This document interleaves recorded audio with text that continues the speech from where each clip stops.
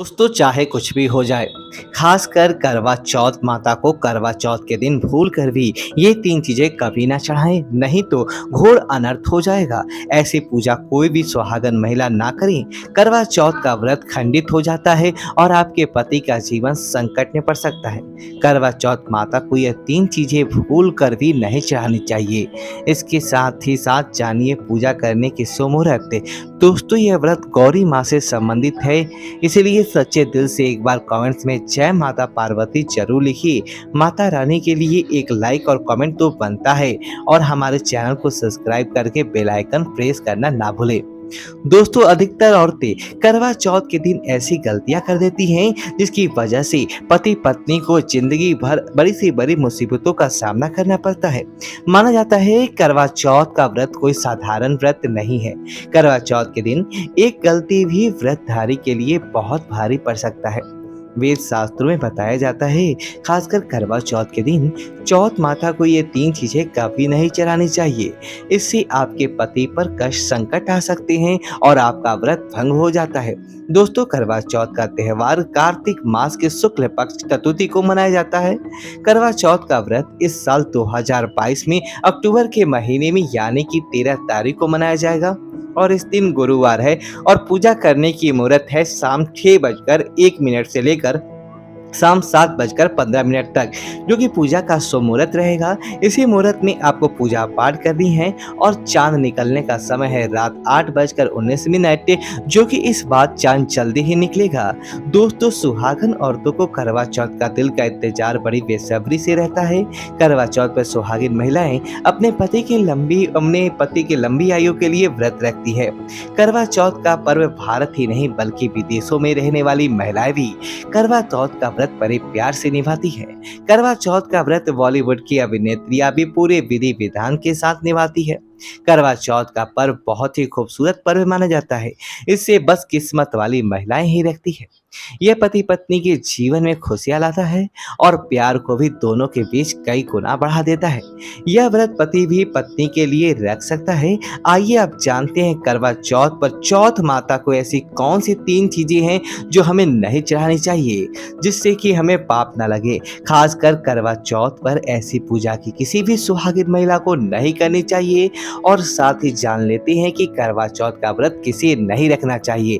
आइए जानते हैं सबसे पहली बात, करवा चौथ का व्रत सुहागिन महिलाओं या जिनका रिश्ता तय हो गया है तो वही स्त्रियां इस व्रत को रख सकती हैं। यदि इसके अलावा जो महिला अपने पति से लड़ती झगड़ती हैं अर्थात नफरत करती हैं तो इसे व्रत नहीं रखना चाहिए, क्योंकि यह त्योहार प्यार का प्रतीक माना गया है, नफरत का नहीं। इसीलिए पति पत्नी में प्यार होना बहुत जरूरी है। करवा चौथ के व्रत में इस बात का ध्यान होना चाहिए कि स्त्रियां काले और सफेद रंग के वस्त्र बिल्कुल ना पहने। सफेद रंग विधवा होने का रूप माना गया है और काला रंग शनि का प्रतीक है, इसीलिए धार्मिक कार्यों में काले रंग के कपड़े नहीं पहनने चाहिए। दोस्तों करवा चौथ का व्रत तब रखा जाता है जब तक चांद ना निकल आए। वेद शास्त्रों के अनुसार माना जाता है पत्नी अगर बीमार है तो उसकी जगह प्रति व्रत रख सकते हैं। किसी महिला को यदि इसके अलावा मासिक धर्म आ जाए तो वो महिला पूजा पाठ के तो शामिल हो सकती है, लेकिन ईश्वर की प्रतिमा को छू नहीं सकती। वह अपने घर में किसी और सदस्य से पूजा पाठ करवा सकती है। आप चाहें तो अपने पति से भी पूजा पाठ करवा सकती हैं। ऐसे में आप कथा भजन भी सुन सकते हैं, लेकिन भगवान की मूर्ति को बिल्कुल भी न छुएं। आप व्रत का पालन वैसे ही करें जैसे आप हर साल करते आ रही हैं, लेकिन भगवान की प्रतिमा को बिल्कुल भी ना छुएं। मासिक धर्म में व्रत रखने की बिल्कुल भी मनाही नहीं है।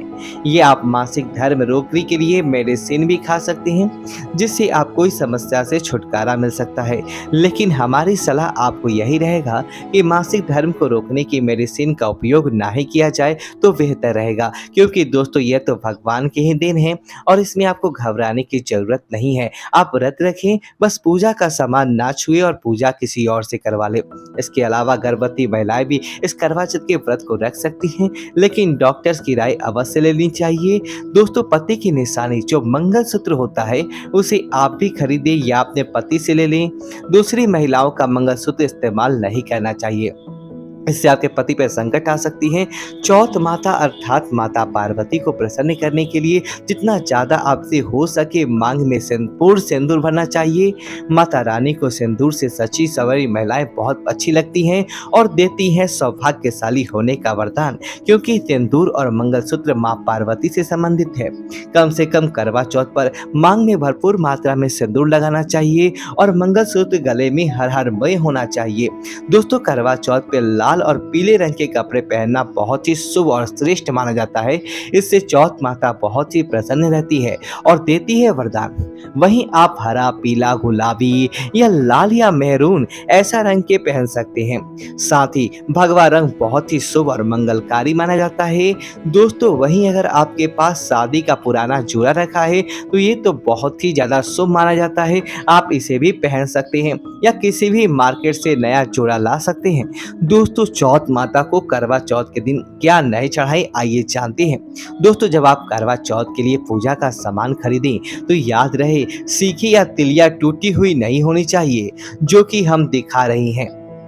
इन सीखों की संख्या 7 भी हो सकती है और कुछ औरतें 8 भी इस्तेमाल करती हैं। वहीं जब आप बाजार से करवा खरीदें तो करवा चटका हुआ नहीं होना चाहिए। टूटा हुआ तथा चटका हुआ करवा चौथ माता को चढ़ाने से आपका व्रत नष्ट हो जाता है, टूट जाता है, क्योंकि चटका हुआ करवा खंडित माना जाता है। वेद शास्त्रों के अनुसार माता को जब आप श्रृंगार का सामान चढ़ाएं तो बिल्कुल नया ही चढ़ाएं। ध्यान से देखिए कि चूड़ियाँ टूटी हुई नहीं होनी चाहिए और इसके साथ साथ आप चटकी हुई और टूटी हुई चूड़ियां बिल्कुल भी ना पहने। करवा चौथ में छलनी का बहुत ही योगदान है। इसके बगैर आप कभी भी करवा चौथ की पूजा नहीं कर सकते हैं, क्योंकि इससे चांद को देखा जाता है। छलनी टूटी हुई नहीं होनी चाहिए। आप चाहे तो पुराने पिछले साल की करवा चौथ की छलनी यूज कर सकते हैं या इसके अलावा आप बाजार से भी नई लेकर आ सकते हैं। दोस्तों, जब चौथ माता के लिए आप भोग लगाएं तो फलों में 5 रंग के फल होने चाहिए और मिठाइयाँ भी 5 रंग की होनी चाहिए। बड़ा ही शुभ माना गया है।